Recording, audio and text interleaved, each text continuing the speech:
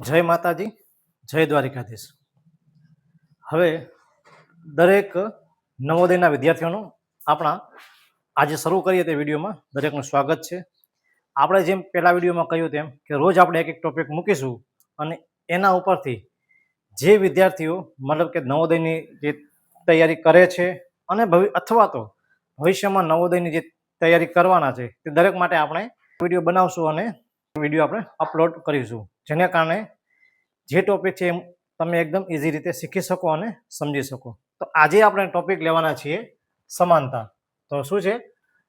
Mission Navodaya આપણું એક જ ધ્યેય હશે, અબ કી બાર નવોદય પાર. તો હવે જુઓ, સૌથી પહેલો આપણો ટોપિક છે સમાનતા. તો સમાનતા એટલે શું? તો કે આગળના બે સમાન હોય. હવે સમાન શું હોય? અક્ષર હોય, શબ્દ હોય, એટલા માટે મેં એનો ઉલ્લેખ કર્યો નથી. એટલા માટે આગળના બે સમાન હોય તે મુજબ પાછળના બે સમાન આવે ત્યારે સમાનતા કહેવાય. હવે એની અંદર જુઓ, અહીંયા 10 મુદ્દા મેં લખ્યા છે. એ 10 મુદ્દામાંથી તમારે પરીક્ષામાં આવશે.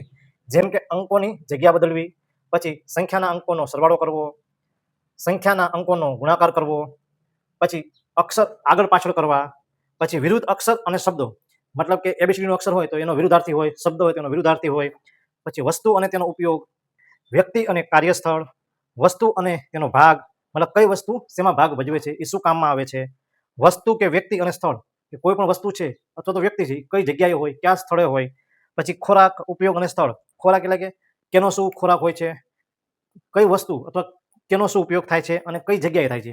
સૌથી પહેલા અહીંયા તમારી સામે આવું કંઈક આપેલું છે, 12:21, તો 34 જેમ અહીંયા કેટલા હશે? એનો જવાબ મેં લખ્યો છે 43, એટલે કે 43.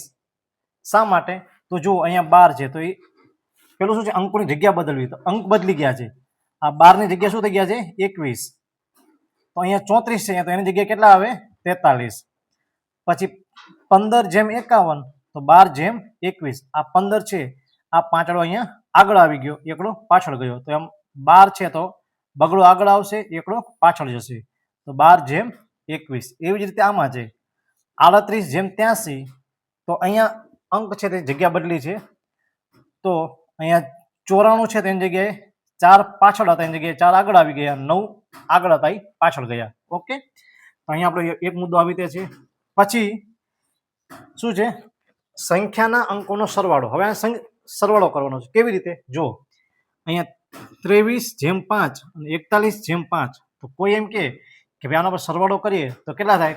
23 ને 5 28 થાય અને 41 ને 5 46 થાય. પણ નહીં, સરવાળો કેમ કરવાનો છે? 2 અને 3, 2 વત્તા 3 બરાબર કેટલા થયા? 5. તો 4 વત્તા 1 બરાબર કેટલા થયા? 5. એવી રીતે આ આમ નહીં, હા, એમ આગળ 44 વત્તા 8 એટલે કે 4 વત્તા 4 બરાબર 8 અને 3 વત્તા 3 બરાબર 6. 27:9 અને 25:7, તો 7 ને 2 ને 7 9, 2 ને 5 2 વત્તા 5 બરાબર કેટલા થાય? 7. એવી રીતે. તો એ આપણો સરવાળો થયો. હવે સંખ્યાનો ગુણાકાર. તો અહીંયા ગુણાકાર છે કેવી રીતે છે? અહીંયા આ છે 3, 32:6, 41:4. એ કેવી રીતે? તો કે આગળના જે 3 છે, 3 ગુણ્યા 2 એટલે 6 થાય અને 4 ગુણ્યા 1, 4 એકુ 4. 43:12, 52:10, તો 4 તેરી 12 અને 5 ગુણ્યા 2, 5 દુ 10. 28:16, તો 2 ગુણ્યા 8 એટલે 2 અઠા 16 અને 5 ગુણ્યા 3, 5 તેરી 15.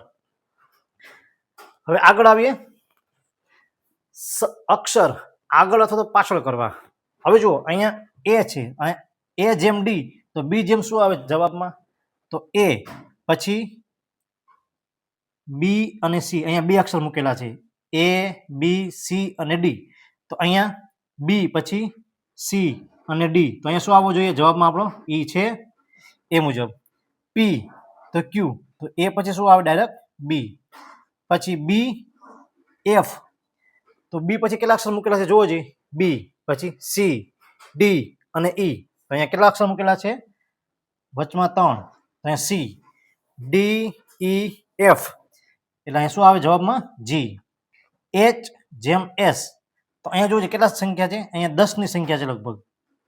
એચ પછી આઈ, જે, કે, એલ, એમ, એન, ઓ, પી, ક્યુ અને આર અને એસ. એટલે કે 10 અક્ષરની જગ્યા છે અહીંયા. તો એ થી 10 અક્ષર મૂકી દો અને પછી જે આવે તે લખી નાખવાનું. ઓકે, તો એ મુજબ અહીંયા આપણે શબ્દો આગળ પાછળ જગ્યા આવે છે.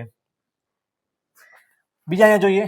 હવે જો અહીંયા પાછળ લીધા છે બી, પછી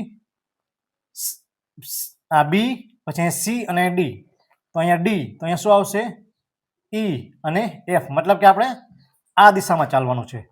અહીંયા એ, પછી અહીંયા બી, સી અને ડી. તો અહીંયા ઈ આવ્યો. એટલે અહીંયા કેટલા અક્ષર મૂકેલા છે? 3 અક્ષર. તો અહીંયાથી 3 મૂકી દો. વી, ડબલ્યુ, એક્સ અને વાય. ઝેડ આવી ગયો. એટલે અહીંયા પણ 3 અક્ષર થઈ ગયા. આ જે તમને લાઈન દેખાય છે, જ્યાં જ્યાં મેં આ નીચે લાઇનિંગ કરેલી છે, એ બધા તમારે ઓપ્શન લખવાના હોય છે. પણ અહીંયા આપણો સમય બચે એટલા માટે મેં લખી દીધા છે. એટલે તમને ફક્ત સમજાવવાનું રહ્યું છે. પછી ઓ, તો પી ડાયરેક્ટ આવી ગયો. તો એ પછી બી આવી જાય. હવે જો અહીંયા વિરુદ્ધાર્થી શબ્દો છે. હવે વિરુદ્ધ અક્ષર અને શબ્દો.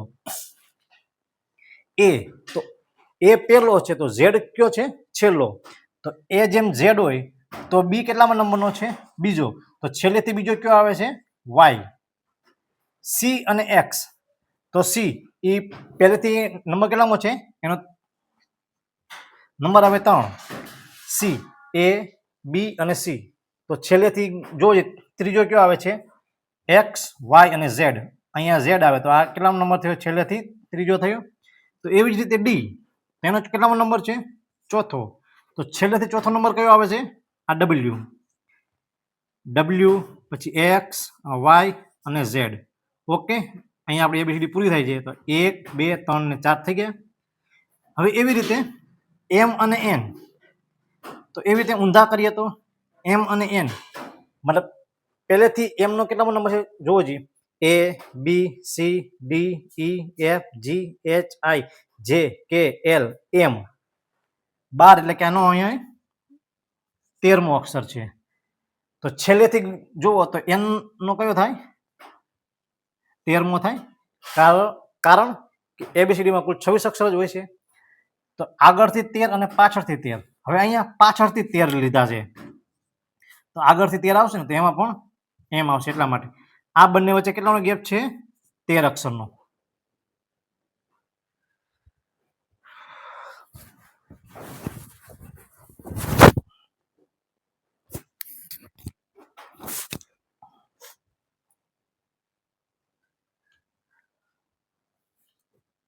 હવે અહીંયા જુઓ, એક છે મોટું તો નાનું. હવે આ એના વિરોધી શબ્દો આવ્યા. આ પેલા શું હતા? વિરોધી અક્ષરો હતા. કે એ તો ઝેડ, બી તો વાય. આ બધા છે તેના વિરોધી અક્ષર હતા. હવે આ શબ્દો આવ્યા. મોટું તો નાનું. ઊંચું તો શું આવે? નીચું. ગરમ જેમ ઠંડુ. તો ભીનું જેમ શું આવે? સૂકું. સાચું જેમ ખોટું. તો નવું જેમ શું આવશે? જૂનું. દિવસ જેમ રાત. તો સૂર્ય હોય તો શું આવે? ચંદ્ર. તો અહીંયા આપણો આ ટોપિક પૂરો થયો, વિરુદ્ધ અક્ષર અને શબ્દો. હવે વસ્તુ અને તેનો ઉપયોગ. હવે જે વસ્તુ છે એનો ઉપયોગ શું થાય? તો અહીંયા જોઈએ પેન. તો એનું લખવું. તો કાતરનો ઉપયોગ શેમાં થાય છે? કપડું કાપવા માટે.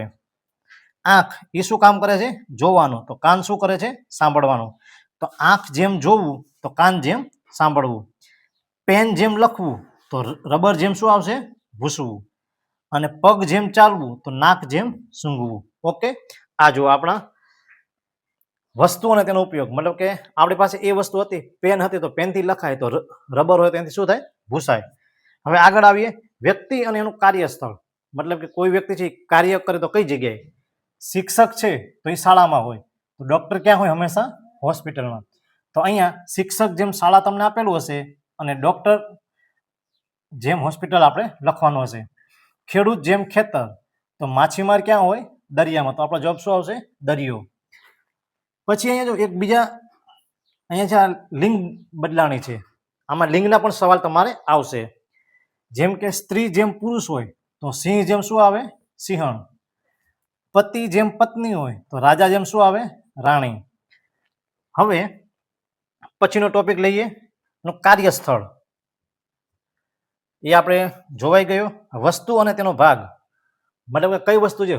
સાયકલ. તો સાયકલમાં શું હોય? પૈડું. તો જે હવાઈ જહાજ હોય એટલે કે જે કોઈ પ્લેન, એમાં શું હોય? પાંખ. બાજુમાં પાંખે આપેલા હોય, તમને ખબર હશે. પછી આંગળી. તો આંગળીઓનો જે સમૂહ થાય, આંગળી ક્યાં હોય? હાથમાં. તો નાક છે તે ક્યાં હોય? ચહેરા ઉપર એટલે કે મોઢા ઉપર.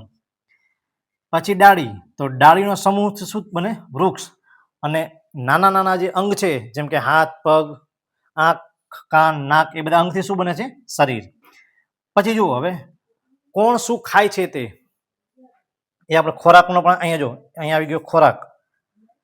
તો સિંહ. સિંહ શું ખાય? માંસ. તો માણસ શું ખાય? અનાજ. માણસ ક્યાં રહે? ઘરમાં. તો માછલી. માણસ જેમ ઘર એટલે કે માણસ ઘરમાં રહે તો માછલી ક્યાં રહે? પાણીમાં. ગાય જેમ દૂધ, તો ગાય દૂધ આપે છે. તો પંખી શું આપે? ઈંડું.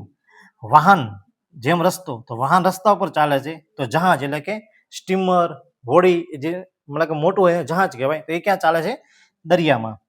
પછી અહીંયા એક બીજો એક નવો ટોપિક છે, ક્રિકેટ જેમ 11. આ 11 છે, બરાબર? 11. તો કબડ્ડી જેમ 7, મતલબ કે અહીંયા ખેલાડીઓની સંખ્યા બતાવવામાં આવી છે કે જે ક્રિકેટ છે એમાં 11 ખેલાડી હોય તો કબડ્ડીમાં કેટલા ખેલાડી હશે? 7 ખેલાડી. એ પણ આપણે પાકું કરવાનું રહેશે. પછી જિલ્લો. તો જિલ્લાના સમૂહથી શું બને?